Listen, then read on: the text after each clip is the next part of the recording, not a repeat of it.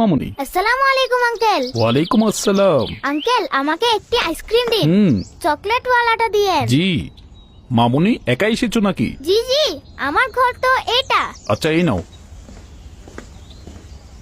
মামুনি সাবধানে যেও। ওয়াও, আজ তো খুব মজা হলো। একটু কথা শোনো।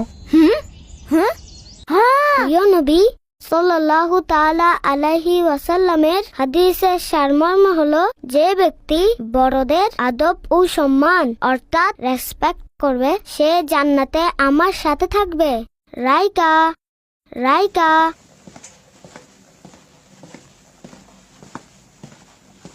রাইকা জানি না কোথায় চলে গেল। রাইকা রাইকা রাইকা